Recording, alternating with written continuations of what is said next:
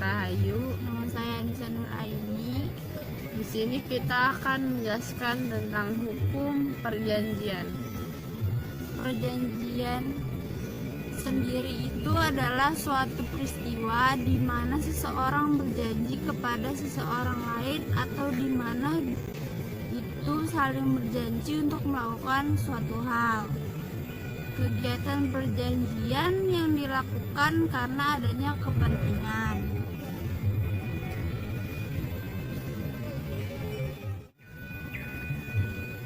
Yang kedua ada unsur perjanjian. Unsur perjanjian yang pertama itu ada unsur esensialia, yaitu unsur yang mutlak harus ada untuk terjadinya perjanjian agar perjanjian itu sah dan merupakan syarat sahnya suatu perjanjian. Yang kedua ada unsur naturalia, yaitu unsur yang lazim melekat pada perjanjian yang tanpa diperjanjikan secara khusus dalam perjanjian secara umum diam-diam dengan sendirinya dianggap ada dalam perjanjian. Yang ketiga unsur aksidentalia, yaitu unsur yang harus dimuat atau dinyatakan secara tegas di dalam perjanjian oleh para pihak. Misalnya, jika terjadi keperselisihan, para pihak telah menentukan tempat yang dipilih. Terus ada juga syarat perjanjian. Syarat perjanjian itu menurut pasal 1320 KUH Perdata ada 4. Yang pertama itu sepakat mereka yang mengikat dirinya. Yang kedua ada kecakapan untuk membuat suatu kesepakatan. Yang ketiga ada suatu hal tertentu. Dan yang keempat ada suatu sebab yang halal. Tiga ada asas hukum kontrak bisnis.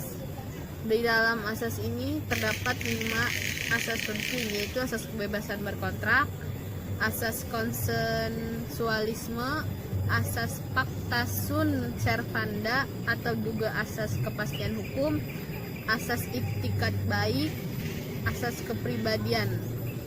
Yang pertama, asas kebebasan berkontrak adalah suatu asas yang memberikan kebebasan kepada para pihak untuk membuat atau tidak membuat suatu perjanjian, mengadakan perjanjian dengan siapapun, menentukan isi perjanjian, pelaksanaan dan persyaratannya, menentukan bentuknya perjanjian, yaitu tertulis maupun lisan.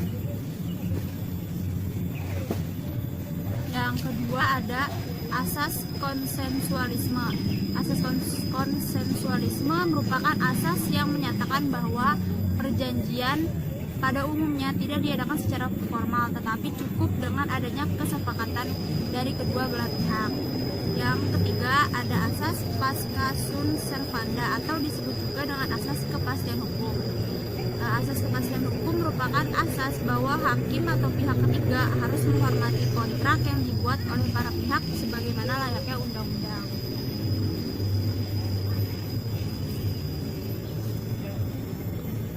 Yang keempat ada asas itikat baik, yaitu merupakan asas yang menyatakan para pihak yang membuat kontrak harus melaksanakan substansi kontrak berdasarkan kepercayaan atau keyakinan yang teguh atau kemauan yang baik dari para pihak. Asas yang kelima ada asas kepribadian, merupakan asas yang menentukan bahwa seseorang yang akan melakukan dan atau membuat kontrak hanya untuk kepentingan perorangan saja atau dirinya sendiri. Artinya perjanjian berlaku hanya untuk para pihak pembuat.